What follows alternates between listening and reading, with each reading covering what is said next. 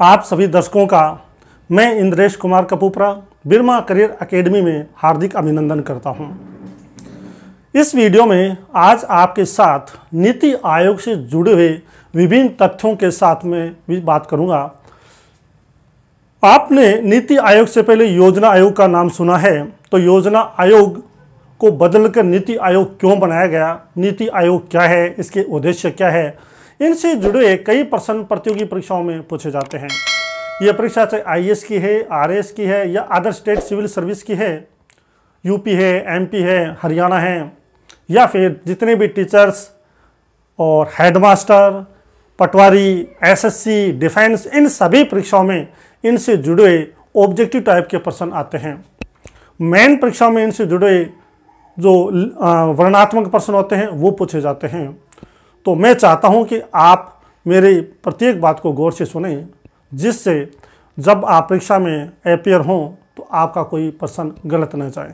चलिए बात करते हैं टॉपिक की। नीति आयोग का फुल फॉर्म क्या है, आप देख रहे हैं, national institution for transforming India, यानी देश को बदलने के लिए, राष्ट्र को बदलने वाली एक ऐसी नीति अर्थात national institution for transforming India एक ऐसा संस्थान है। इससे पहले कौन सा संस्थान था जो देश के लिए इस प्रकार का काम करता था?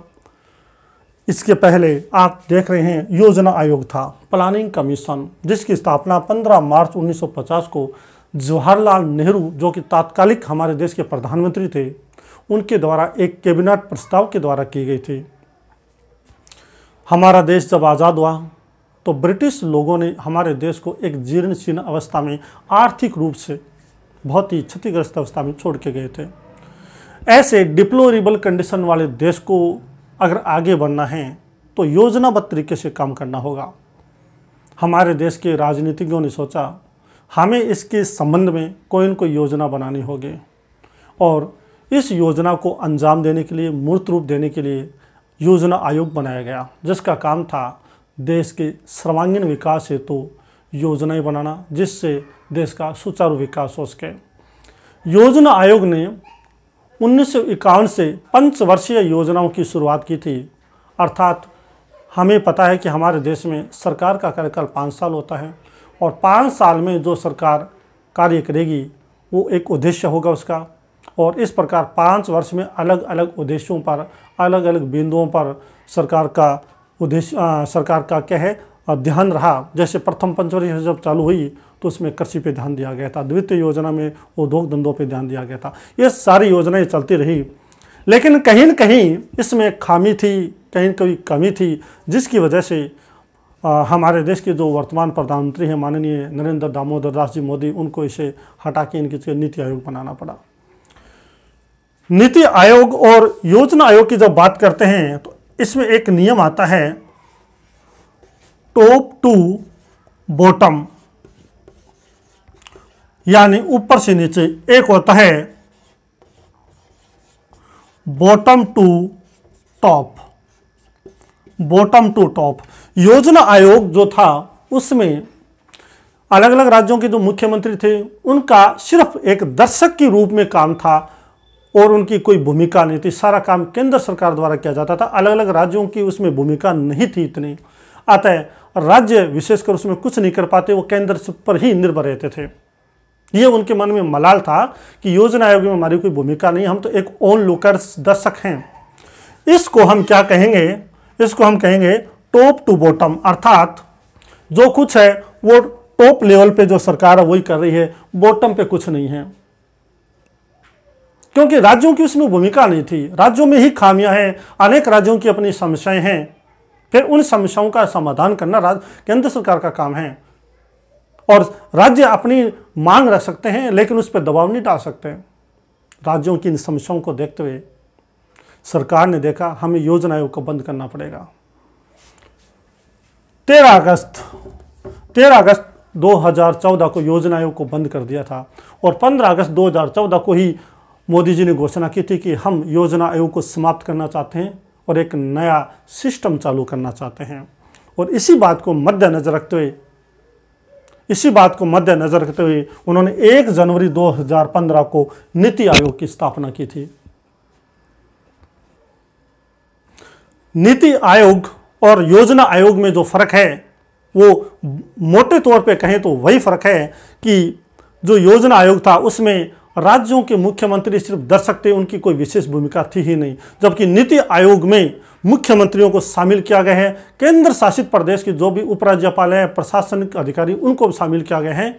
और आपको मैं बताऊं इसी सिस्टम को क्या कहा जाता है, बॉटम टू टॉप, अर्थात नीचे से शुरुआत होगी तब केंद्र तक बात पहुंचेगी। शुरुआत नीचे से होगी, नीचे से कहने का तात्पर्य है ग्रामीण स्तर से बात स्टार्ट होगी, राज्यों तक जाएगी, राज्य से केंद्र तक जाएगी। यानी हमारा जो विकास होगा वो ग्रामीण लेवल से स्टार्ट होगा। हमारे विकास में राज्यों की भूमिका बढ़ चढ़ के होगी, राज्य हमारे कार्यों में भाग लेंगे। ऐसा नहीं योजना आयोग की तरह राज्यों को दरकिनार कर दिया जाए, दे विल बी नेग्लेक्टेड, ऐसा कुछ भी नहीं होगा। तो यह सबसे बड़ा फर्क है। दूसरी बात करें तो नीति आयोग एक थिंक टैंक के आधार पर काम करता है, वो क्या है मैं आपको बताऊंगा। और योजना आयोग एक असंवैधानिक संस्थान था, संविधान में उसका कोई प्रावधान नहीं था। आपने दोनों में क्या फर्क है मोटे तौर पे समझा, क्यों चालू किया ये आपने समझा। योजना आयोग में खामी थी तभी उसको बदलना पड़ा। 12वीं पंचवर्षीय योजना अंतिम योजना थी, उसके बाद में उसको समाप्त कर दिया गया था योजना आयोग को। योजना आयोग का अध्यक्ष भी कौन थे, प्रधानमंत्री होते थे, और उपाध्यक्ष उसके अंतिम काल में मोटेंग सिंह अहलूवालिया थे। अब हम नीति आयोग की बात करते हैं। नीति आयोग का जो उद्देश्य है वो है हमारे देश के आर्थिक, सामाजिक, राजनीतिक, इन तीनों ही स्तर पे एक बड़े स्तर पे परिवर्तन लाना, संरचनात्मक ढांचे को बदलना, जो कमियां हैं उनको दूर करना, लोगों को, राज्यों को, उनको लगे कि आज हमारी सरकार में भागीदारी बढ़ गई है, आज हम अपनी मांग केंद्र सरकार के पटल पर रख सकते हैं। पहले ऐसा नहीं था। नीति आयोग के जब हम बात करते हैं तो सबसे पहले हम थोड़ी संरचना को समझ लेते हैं, यानी इसमें कौन कौन शामिल होते हैं। सबसे पहले इसमें आते हैं अध्यक्ष। अध्यक्ष इसके होते हैं देश के प्रधानमंत्री, और इस समय हमारे देश के प्रधानमंत्री है सम्माननीय श्री नरेंद्र दामोदर दास जी मोदी, वो इसके अध्यक्ष हैं। यानी ये एक पदेन पद होता है, जो इस पद पे होता है वही इसका अध्यक्ष होता है। दूसरा इसका पद होता है उपाध्यक्ष, यानी वाइस प्रेसिडेंट। उपाध्यक्ष की नियुक्ति प्रधानमंत्री स्वयं करते हैं, और इस समय हमारे देश के उपाध्यक्ष हैं डॉक्टर राजीव कुमार, जो कि एक प्रसिद्ध अर्थशास्त्री हैं। इससे पहले भी सांख्यिकी एवं अर्थशास्त्र से संबंधित अनेक पदों पे वो रह चुके हैं। उनके वाइड एक्सपीरियंस को देखते हुए उनको ये कमान दी गई है। आपको यह भी याद रखना है कि इसके प्रथम उपाध्यक्ष कौन थे, इनके अरविंद, क्योंकि इससे जुड़े प्रश्न आ चुके हैं। अरविंद पनगड़िया इसके प्रथम उपाध्यक्ष थे। एसएससी की जो परीक्षा थी 2015 में, उसमें प्रश्न आया था कि नीति आयोग के प्रथम उपाध्यक्ष निम्न में से कौन थे। उनमें एक सही ऑप्शन था अरविंद पनगड़िया। प्रश्न किसी भी प्रकार से बनाया जा सकता है, हमें दिमाग में पूरा कॉन्सेप्ट रखना है, तभी हम जाके इस कॉन्सेप्ट से जुड़े प्रश्नों का उत्तर बेहिचक दे पाएंगे। चलिए आगे बढ़ते हैं। हम पॉइंट नंबर 3 की बात करें तो इसमें एक होता है CEO, जिसको कहें chief executive officer. Chief executive officer Hindi में कहें तो मुख्य कार्यकारी अधिकारी। इसकी नियुक्ति PM द्वारा की जाती है, और इसकी नियुक्ति एक निश्चित कार्यकाल के लिए की जाती है। ठीक है। तीसरी बात यह जो पद है, केंद्र में, हमारे केंद्र में एक अध्यक्ष होते, एक प्रशासनिक अधिकारी होते हैं, सचिव बोलते हैं उनको। तो केंद्र में जो सचिव होते हैं रैंक में उनके इक्वल होता है CEO, मुख्य कार्यकारी अधिकारी। और इस समय CEO हमारे कौन है, अमिताभ कांत इस समय हमारे देश में नीति आयोग के ये चीफ एग्जीक्यूटिव ऑफिसर हैं। ये जितने पदाधिकारी हैं, इन सभी पदाधिकारियों का जो कार्यकाल, इन सभी पदाधिकारियों की जो ड्यूटी है, एक जिम्मेदारी की ड्यूटी होती है। एक जिम्मेदार व्यक्ति के रूप में कार्य करते हैं, क्योंकि देश की कमान जो विकास से जुड़ी हुई है वो इनके हाथ में होती है। नीति अर्थात जो देश के सामाजिक, देश के आर्थिक और प्रशासनिक ढांचे को सुधारने के लिए कार्य करते हैं। बहुत जिम्मेदारी के पद होता है और इस पद पे सिर्फ वही व्यक्ति आता है जिनको विशद अनुभव हो, और ज़्यादातर नियुक्तियाँ प्रधानमंत्री जी स्वयं करते हैं। इसके बाद में इसमें एक आते हैं गवर्निंग काउंसिल। गवर्निंग काउंसिल जिसमें कौन कौन शामिल होते हैं? सभी राज्यों के मुख्यमंत्री और सभी राज्यों के लेफ्टिनेंट गवर्नर, चाहे कुछ राज्यों में प्रशासनिक अधिकारी भी होते हैं, यानी एडमिनिस्ट्रेटिव ऑफिसर्स। ठीक है, एक बार फिर से बताऊंगा। गवर्नर काउंसिल नीति आयोग का एक प्रशासनिक ढांचा होता है, एक प्रशासनिक बॉडी होती है जिसमें भारत के सभी राज्यों के मुख्यमंत्री सदस्य होते हैं। भारत में जो केंद्र शासित प्रदेश हैं, जहां उपराज्यपाल यानी लेफ्टिनेंट गवर्नर का पद है, वो भी इसके सदस्य होते हैं। कुछ राज्य जैसे कि पुडुचेरी है, चंडीगढ़ में उपराज्यपाल की जगह, चंडीगढ़ में, पुडुचेरी में तो लेफ्टिनेंट गवर्नर होते हैं, चंडीगढ़ में प्रशासनिक अधिकारी होते हैं, तो वो प्रशासनिक अधिकारी भी इनके सदस्य होते हैं। तो ये भी एक महत्वपूर्ण बॉडी है। इसके बाद में एक आता है क्षेत्रीय परिषद। इनमें कौन कौन सदस्य होते हैं? प्रश्न बनते हैं कि गवर्निंग काउंसिल के सदस्य कौन हो सकते हैं या निम्न में से कौन सदस्य होते हैं। ये बात आपको विशेष तौर पे सुलझे हुए तरीके से याद रखनी है। क्षेत्रीय परिषद, क्षेत्रीय परिषद में इसका क्या उद्देश्य बनाने का? हमारे अलग अलग राज्य, या फिर हम यूँ कहें राज्य और केंद्र शासित प्रदेश, इनके मध्य विवाद चलते रहते हैं। इन विवादों को निपटाने के लिए क्षेत्रीय स्तर पे इन विवादों को निपटाने के लिए क्षेत्रीय परिषद का गठन किया गया है। क्षेत्रीय परिषद में उन सभी राज्यों के जहाँ जहाँ समस्या चल रही है, उन सभी संबंधित राज्यों के मुख्यमंत्री, संबंधित यूनियन टेरिटरीज अर्थात केंद्र शासित प्रदेश के उपराज्यपाल, इनके सदस्य होते हैं। वो इस पे मंच पे आते हैं और अपनी समस्याओं को साझा करके आपस में उनको सेटल करते हैं। इस प्रकार सामान्य स्तर की समस्याओं को, क्षेत्रीय स्तर की समस्याओं को, इन मुद्दों को निपटाने के लिए एक मंच बनाया गया है, और ये मंच किसका पार्ट है? नीति आयोग का पार्ट है। देखिए, आप स्वयं देख रहे हैं कि मुख्यमंत्री और उपराज्यपालों को कितना महत्व दिया गया है नीति आयोग में।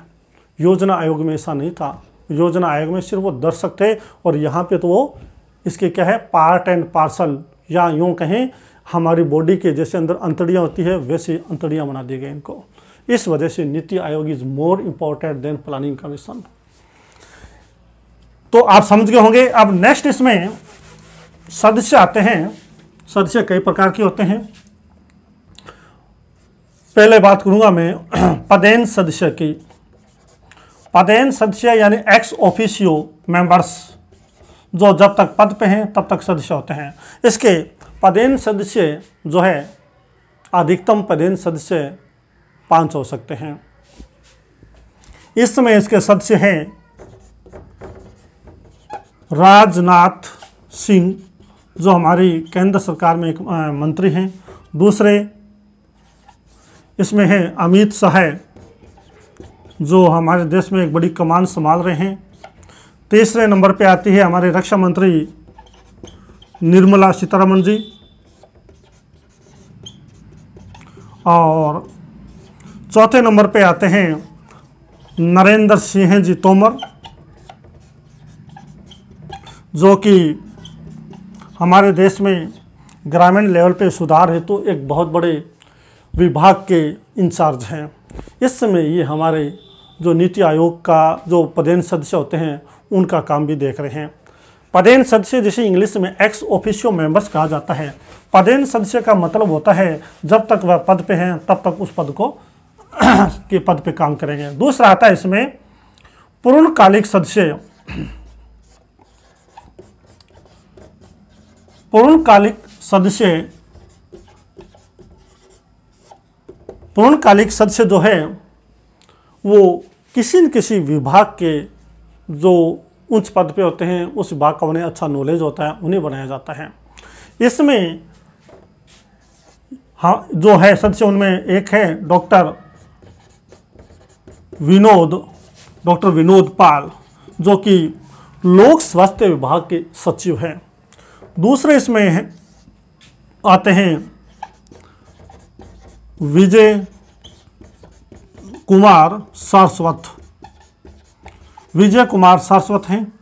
और तीसरे नंबर पे आते हैं विजय कुमार सारस्वत, जो कि एक्स DRDO यानी भूतपूर्व DRDO रह चुके हैं। और तीसरे नंबर पे इसमें आते हैं डॉक्टर विनोद पाल के बाद में रमेश चंद जी, जो कि एग्रीकल्चर के एक्सपर्ट हैं, माफ़ करना, ये कृषि विभाग के प्रमुख हैं। ये इसमें पूर्णकालिक इसके सदस्य हैं। इनके अलावा और भी कुछ सदस्य होते हैं, वो भी आप अपनी नज़र में रखें। एक होते हैं इसमें अंशकालिक, जिनको इंग्लिश में एड होक मेंबर्स कहा जाता है। अंशकालिक सदस्य इंग्लिश में एड होक मेंबर्स कहा जाता है, और ये संख्या में अधिकतम 2 हो सकते हैं। इनकी नियुक्ति प्रधानमंत्री जी द्वारा की जाती है, और ये किसी न किसी रिसर्च ऑर्गेनाइजेशन या शोध संस्थान के अधिकारी होते हैं, चाहे वो शोध संस्थान से जुड़ा हुआ कोई यूनिवर्सिटी हो या अदर ऑर्गेनाइजेशन, उसी के सदस्यों को बनाया जाता है, और ये रोटेशन बेस पे बनते हैं। इसके अलावा अगले जो हैं इसमें एक होते हैं विशेष आमंत्रित सदस्य यानी स्पेशल, जिनको अपन कह सकते हैं इनवाइटीज, अंग्रेजी में कहें तो स्पेशल इनवाइटीज, इनको विशेष रूप से नियुक्त किया जाता है। अब इस समय ये कौन है यह भी आप देख सकते हैं। इसमें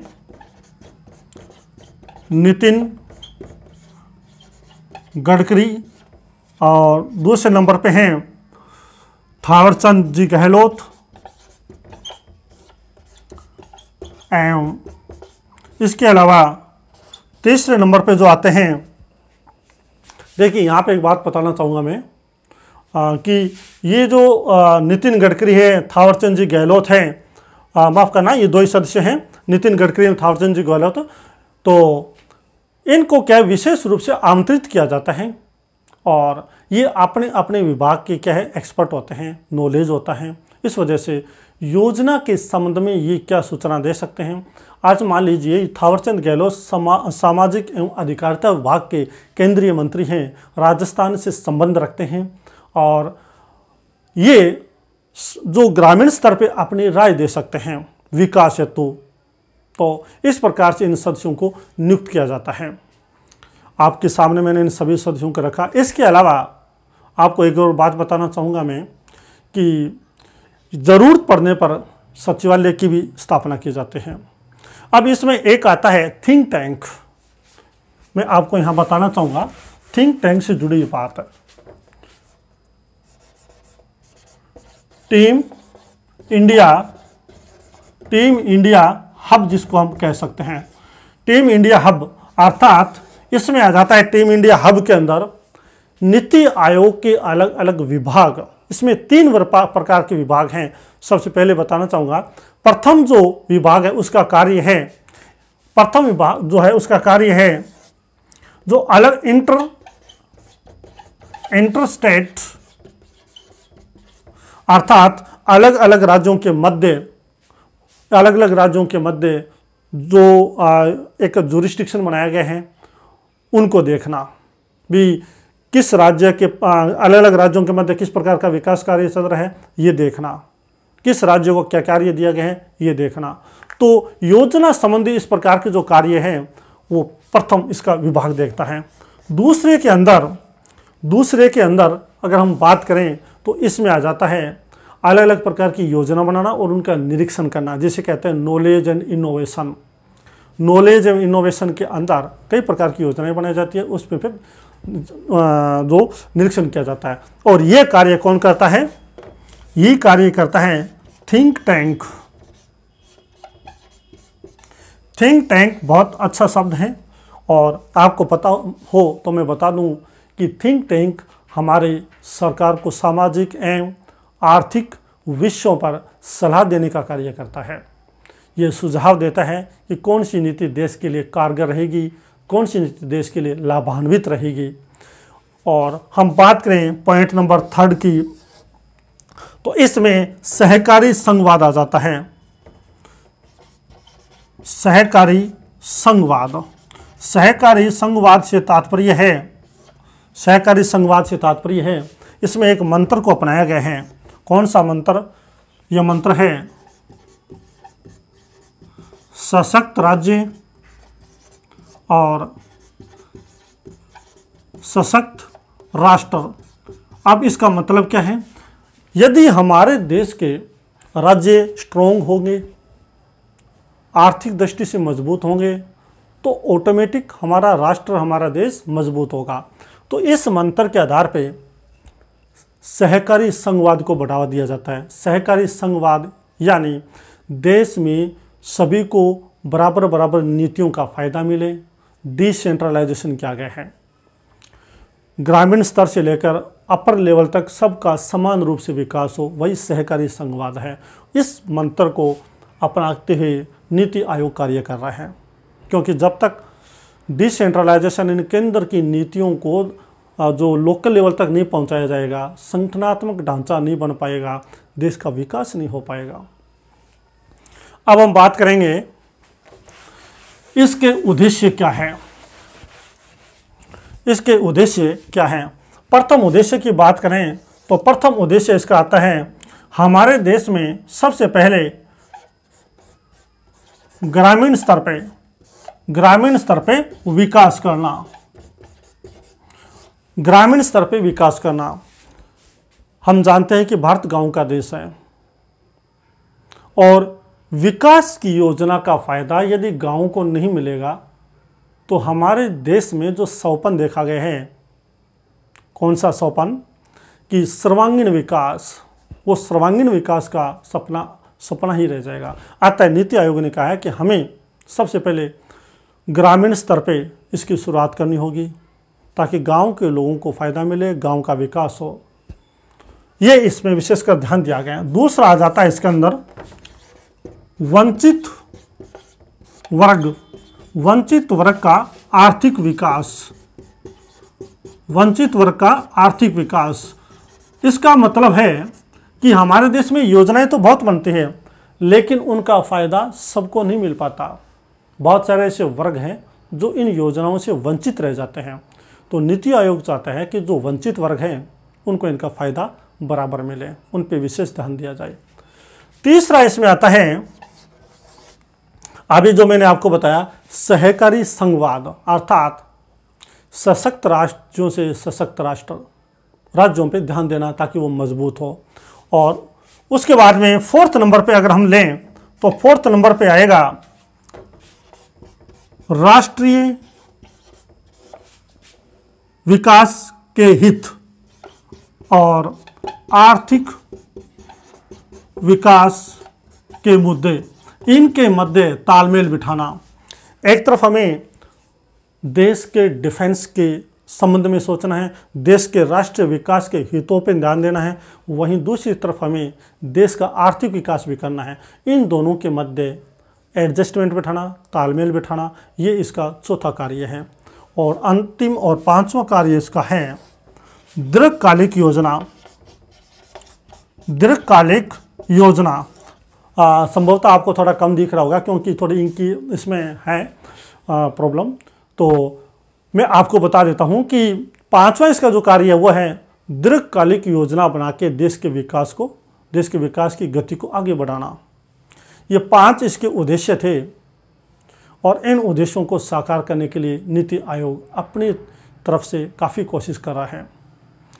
नीति आयोग, जिसे हम टीम इंडिया हब की तरफ से दिया गया एक बहुत बड़ा वरदान कह सकते हैं, और इसमें किस प्रकार के मोटिव पे काम किया जाता है, बॉटम टू टॉप अर्थात नीचे से ऊपर के विकास को ध्यान में रखा गया है। संगठनात्मक ढांचे को मजबूत बनाना, संरचनात्मक तरीके से कार्य करना, सहयोगी संघवाद को बढ़ावा देना और सर्वेन सुखीन सर्वेन भवन्तु, इस प्रकार के नारे को ध्यान में रखते हुए आगे बढ़ना। तो इस प्रकार मैं कहूँगा कि नीति आयोग में उन सभी कमियों को दूर करने की कोशिश की गई है जो कि योजना आयोग में थी। और यहाँ पे मैं बताना चाहूँगा कि एक प्रश्न आया था ग्राम सेवक की परीक्षा में, पूछा गया था कि योजना आयोग की नीति आयोग की स्थापना कब हुई थी। 1 जनवरी 2015 को इसकी स्थापना हुई थी। इससे जुड़ा हुआ बहुत सारे प्रश्न IAS के लिए भी बनते हैं। इससे जुड़े बहुत सारे प्रश्न अलग अलग स्टेट की परीक्षाओं के लिए भी बनते हैं, और चाहे वो SSC की परीक्षा हो या डिफेंस से रिलेटेड या फिर स्टेट सिविल परीक्षा हो।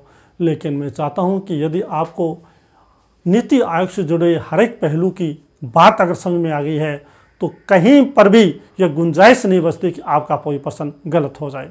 साथियों, इसी के साथ एक नए विषय को अगले वीडियो में मैं लेके हाजिर होऊंगा आपके सामने, आपके फ़ायदे के लिए, आपकी सौपन को साकार करने के लिए। तब तक के लिए दे मुझे इजाज़त। एक बार फिर से सभी साथियों को मेरी तरफ से जय हिंद।